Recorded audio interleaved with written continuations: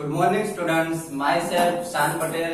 Today we are going to start part 7 of chapter number 10, reaching the age of adolescence. जैसे कि बच्चों हमने अब तक पार्ट 1 to 6 में देखा एडोलसेंस के बारे में। एडोलसेंस जो एज है, जो बॉयज में वो कहाँ से स्टार्ट होती है? 13 to 19 इयर्स की एज होती है ना। बॉयज में 13 इयर्स से लेके 19 इयर्स की एज, जिसको एडोलसेंस एज कहा जाता है। और गर्ल में 1 ईयर या फिर 2 ईयर वो उसकी जो एडोलसेंस एज है वो जल्दी स्टार्ट हो जाती है। बॉयज में अगर समझ लो कि 13 इयर्स में स्टार्ट होती हो तो बॉयज गर्ल में 11 इयर्स है ना, गर्ल्स में 11 इयर्स से स्टार्ट हो जाएगी या फिर 12 इयर्स की एज में स्टार्ट हो जाएगी। तो ये एडोलसेंस एज में हमने देखा कि कुछ कंफ्यूजन्स होते हैं, इमोशनल फीलिंग्स उसमें एडोलसेंस जो होते हैं उसमें इमोशनल फीलिंग्स आती है ना। तो उन सब के बारे में हमने देखा। आज जो हम टॉपिक के बारे में सीखने जा रहे हैं वो टॉपिक का नेम है how is the sex of the baby determined. यहाँ पे ऐसा बताया गया है कि कोई भी बेबी हो उसका सेक्स हम कैसे डिटरमाइन कर सकते हैं कि ये बॉय है या फिर गर्ल है, वो कैसे हमको पता चलता है कि उसकी जो पूरी प्रोसेस जो बॉय और गर्ल, बॉय होगी या गर्ल होगी, वो किसके ऊपर डिपेंड करता है। ओके, उसके बारे में हम डिटेल में समझेंगे। Okay, see here inside the fertilized egg or zygote is the instruction for determining the sex of the baby। यहाँ पे ऐसा बताया गया है कि inside the fertilized egg जो होता है, जो जाइगोट जो होता है, उसमें इंस्ट्रक्शन दी गई होती है कि वो sex of the baby, baby है उसका सेक्स कौन सा है, वो बॉय है या फिर गर्ल है। ओके, डिटेल में हम सीखते देखें किस तरीके से पता लगता है। This instruction is present in the thread-like structures called chromosomes in the fertilized egg। बच्चों, fertilized egg जो होता है उसके अंदर क्रोमोसोम्स होते हैं। ये क्रोमोसोम्स याद रखिएगा, ये क्रोमोसोम्स जो वर्ड है उसके ऊपर ही ये डिपेंड होता है, बॉय या गर्ल, बॉय या गर्ल होना है क्रोमोसोम्स के ऊपर डिपेंड होता है। ओके, तो फर्टिलाइज्ड एग में जो क्रोमोसोम्स जो होता है थ्रेड लाइक स्ट्रक्चर होता है, वो इसके ऊपर ये डिपेंड होता है। अभी हमारे दिमाग में एक क्वेश्चन हो कि ये जो क्रोमोसोम्स जो होता है वो एक्स एंड वाई फॉर्म में होता है। कौन से फॉर्म में होता है? एक्स एंड वाई फॉर्म में। ओके, देखिए chromosomes are present inside the nucleus of every cell. याद रखिएगा बच्चों, क्रोमोसोम्स जो है वो न्यूक्लियस ऑफ एवरी सेल, सभी सेल के न्यूक्लियस में प्रेजेंट होता है। याद रखिएगा, क्रोमोसोम्स कहाँ पे होता है? सभी सेल्स के न्यूक्लियस में प्रेजेंट होता है। All human beings have 33 pairs of chromosomes in the nucleus of their cells. हमें पता है कि हम ह्यूमन बीइंग से, हम जितने भी ह्यूमन बीइंग्स है उसमें जो सेल्स जो होते हैं, सेल्स के अंदर टोटल 23 पेयर्स ऑफ क्रोमोसोम्स होते हैं। याद रखिएगा, ये एमसीक्यूज में या फिर शॉर्ट क्वेश्चन आंसर्स में क्वेश्चन आ सकता है। ओके, तो टोटल कितने जो पेयर्स जो होते हैं क्रोमोसोम्स की, तो there are 23 pairs of chromosomes in the nucleus of their cells. Cells में, न्यूक्लियस में टोटल 23 पेयर्स ऑफ क्रोमोसोम्स होते हैं। याद रखिएगा। Okay, now 2 chromosomes out of these are the sex chromosomes named X and Y। देखिए यहाँ से ये जो टॉपिक है बहुत ही इंटरेस्टिंग होता जा रहा है कि जो टोटल कितने सेल्स में टोटल कितने क्रोमोसोम्स होते हैं? 23 क्रोमोसोम्स होते हैं। टोटल कितने होते हैं? 23 क्रोमोसोम्स। उसमें से 22 जो क्रोमोसोम्स है, उसके अलावा एक पेयर बचती है जो 2 क्रोमोसोम्स जो होते हैं, 23 पेयर्स ऑफ क्रोमोसोम्स होते हैं। उसमें से जो 2 क्रोमोसोम्स जो होते हैं वो उसके ऊपर डिपेंड करता है ये जो सेक्स क्रोमोसोम्स होते हैं। याद रखिएगा, 23 पेयर में से 2 क्रोमोसोम्स ऐसे हैं जो सेक्स क्रोमोसोम्स है, जिसके नेम भी दिए गए एक्स एंड वाई। कौन से? एक्स एंड वाई जो है वो सेक्स क्रोमोसोम्स है। 23 पेयर में से 2 chromosomes X and Y, okay, जिसको सेक्स क्रोमोसोम्स कहा जाता है। A female has 2 X chromosomes while a male has 1 X and 1 Y chromosomes। ये याद रखिएगा, जो फीमेल जो है, फीमेल में 2x क्रोमोजोम्स होते हैं। फीमेल में 2 क्रोमोजोम जो होते हैं, सेक्स क्रोमोजोम, दोनों एक्स सेक्स होते हैं। और बॉय में, मेल में जो क्रोमोजोम्स जो होते हैं वो एक एक्स होता है और एक वाई क्रोमोजोम होता है। ओके, याद रखिएगा, गर्ल में 2 एक्स क्रोमोजोम्स होते हैं और बॉय में एक एक्स क्रोमोजोम्स होता है और एक वाई क्रोमोजोम्स होता है। ओके, याद रखिएगा।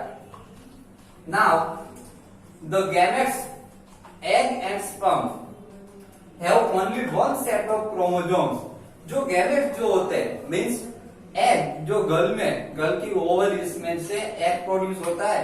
ओके, और बॉयज के जो टेस्टिस जो होते हैं उसमें से स्पर्म प्रोड्यूस होता है। तो इन दोनों को गैमेट्स कहा जाता है। तो ये जो गर्ल का जो एग जो है मीन्स ओव्यूम, गर्ल की ओवरीज में से जो एग प्रोड्यूस होता है ओव्यूम, और ये जो स्पर्म जो है बॉयज में स्पर्म प्रोड्यूस होता है। तो ये दोनों जो गैमेट्स जो है उसमें 1 सेट ऑफ क्रोमोजोम्स होता है, उसमें एक सेट होता है क्रोमोजोम्स का। जैसे कि मैंने आपको बताया कि बॉय में एक्स एंड वाई दोनों क्रोमोजोम्स होते हैं, एक एक्स क्रोमोजोम होता है और एक वाई क्रोमोजोम्स होता है। लेकिन गर्ल में दोनों एक्स क्रोमोजोम्स होते हैं, गर्ल में दोनों एक्स क्रोमोजोम्स होते हैं, एक्स एंड एक्स। ओके, याद रखिएगा। Now the fertilized egg always has one X chromosome, but sperms are of 2 kinds।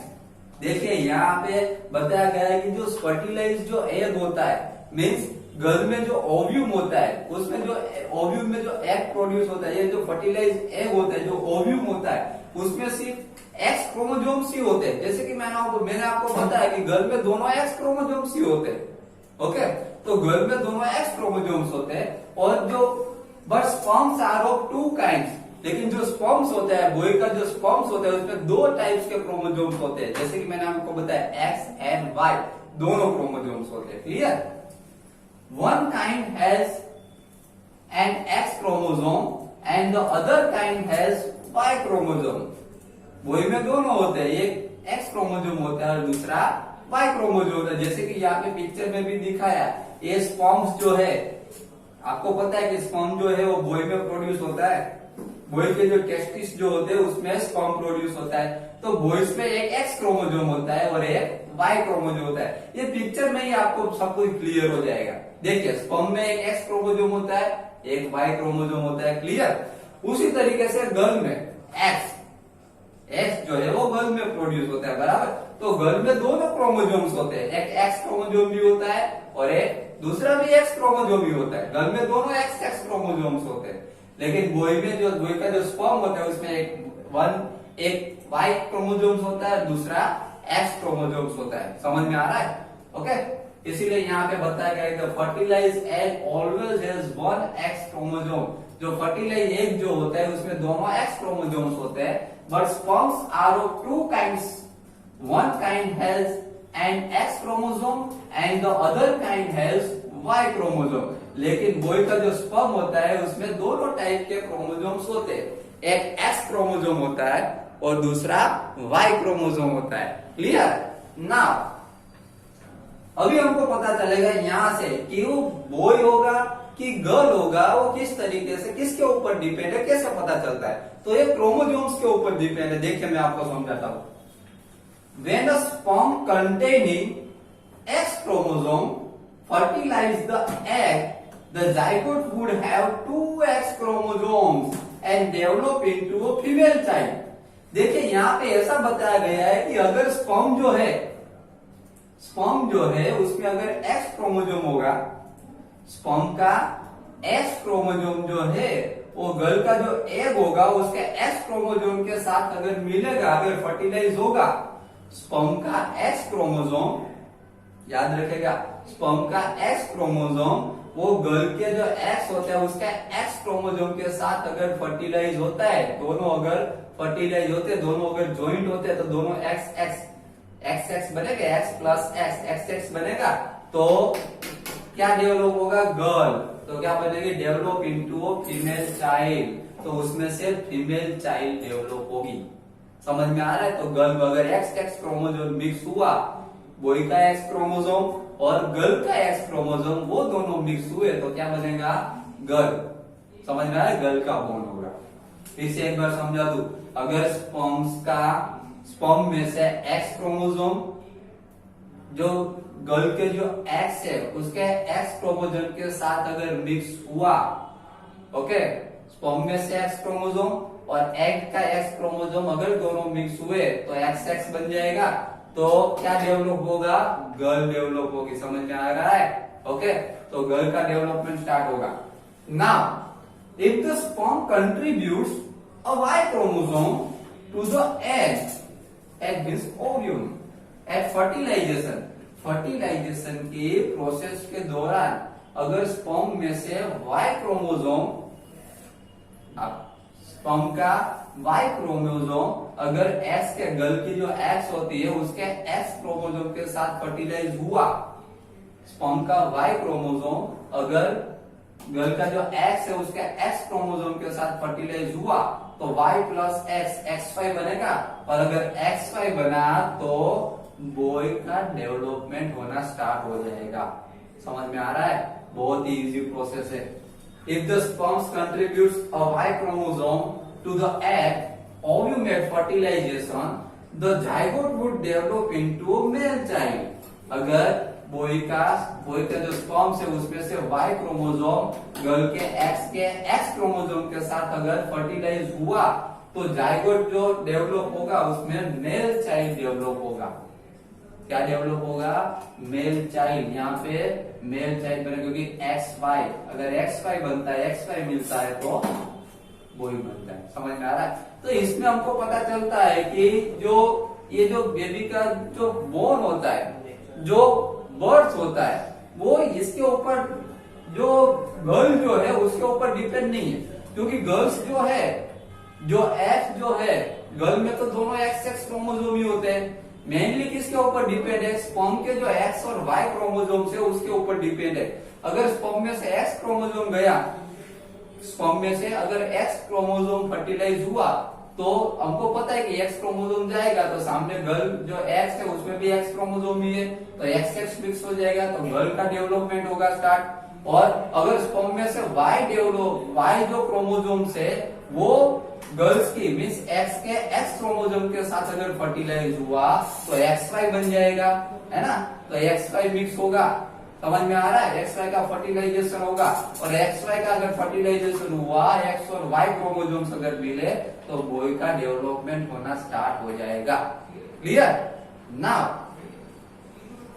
Now you know that the sex chromosomes of the father determine the sex of an unborn baby। देखो अब यहाँ से हमको पता चलता है कि ये जो सेक्स क्रोमोसोम्स जो है उसमें मेनली फादर का जो क्रोमोसोम्स है उसके ऊपर डिपेंड करता है। बेबी गर्ल होगी या फिर बॉय होगा वो किसके ऊपर डिपेंड करता है, मेनली जो फादर का जो स्पर्म है उसमें से जो क्रोमोसोम्स जो गर्ल के एग के साथ, गर्ल के एग में जो क्रोमोसोम्स होता है उसके साथ मिक्स होता है उसके ऊपर डिपेंड है। अगर फादर मीन्स समझ लो कि स्पर्म में से अगर एक्स क्रोमोसोम फर्टिलाइज हुआ, स्पर्म में से एक्स क्रोमोसोम फर्टिलाइज हुआ तो गर्ल ही बनेगी, गर्ल का ही डेवलपमेंट होगा। क्यों, क्योंकि एक्स क्रोमोसोम अगर फर्टिलाइज हुआ, स्पर्म में से एक्स क्रोमोसोम जाएगा तो सामने भी एक्स क्रोमोसोम ही है तो एक्स एक्स मिक्स होगा ना तो गर्ल डेवलपमेंट होगी, जाइगोट में गर्ल का डेवलपमेंट स्टार्ट होगा। और स्पर्म में से वाई, स्पर्म में से अगर वाई क्रोमोसोम्स अगर फर्टिलाइज हुआ तो हमको पता है कि सामने तो एक्स ही है, गर्ल में तो दोनों एक्स ही क्रोमोसोम है। तो वाई अगर डेवलपमेंट, वाई क्रोमोसोम्स अगर एक्स क्रोमोसोम के साथ फर्टिलाइज हुआ तो XY बनेगा और XY बनता है तो बॉय का डेवलपमेंट स्टार्ट हो जाता है। तो हमको यहाँ पे पता चल रहा है कि मेनली फादर का जो स्पर्म होता है उसमें जो क्रोमोसोम्स होते हैं उसके ऊपर ही बेबी अगर बॉय का डेवलपमेंट होगा या गर्ल का डेवलपमेंट होगा वो इसके ऊपर डिपेंड है। The father determine the sex of an unborn baby. The believe that the mother is responsible for the sex of her baby is completely wrong. तो यहाँ पे हमको पता चलता है कि अगर मदर जो है, मदर के ऊपर रिस्पॉन्सिबल समझे हम, गर्ल या बॉय के लिए अगर हम मदर को रिस्पॉन्सिबल समझे तो ये रॉन्ग है। क्योंकि मदर के ऊपर डिपेंड नहीं है। मदर का जो स्पर्म जो है, सॉरी मदर का जो एग जो है उसमें तो दोनों एक्स क्रोमोसोम्स ही है, तो मदर के ऊपर डिपेंड नहीं है। लेकिन फादर का अगर स्पर्म में से जो क्रोमोसोम्स जो है, फादर के स्पर्म में जो क्रोमोसोम्स है उसमें से अगर एक्स क्रोमोसोम जाएगा तो गर्ल का ही डेवलपमेंट होगा। लेकिन फादर के स्पर्म में से जो क्रोमोसोम्स है उसमें से अगर वाई रिलीज हुआ, वाई फर्टिलाइज हुआ तो गर्ल का डेवलपमेंट होता है। तो फादर के जो स्पर्म में जो क्रोमोसोम्स होते हैं उसके ऊपर है बॉय या गर्ल का डेवलपमेंट होगा, बॉय या गर्ल होगी, वो फादर के जो स्पर्म में जो क्रोमोसोम्स है उसके ऊपर डिपेंड है। समझ में आ गया? तो हम मदर को हम रिस्पॉन्सिबल नहीं कह सकते। गर्ल या बॉय होती है बराबर, तो मदर को रिस्पॉन्सिबल नहीं समझ सकते क्योंकि वो फादर के स्पर्म में जो क्रोमोसोम्स होते हैं उसके ऊपर डिपेंड रहता है। क्लियर? तो बच्चों आज के लेक्चर में हमने बहुत ही इंटरेस्टिंग टॉपिक समझा, how is the sex of the baby determined, boy और गर्ल। ओके, तो ये टॉपिक जो है आपको वीडियोस को 2-3 टाइम्स इसको फिर से इसको देख लीजिए, इसको रिपीट कर लीजिए। ओके, बाकी के जो नेक्स्ट पॉइंट टॉपिक्स जो है वो हम पार्ट 1 में समझेंगे। Okay, thank you very much.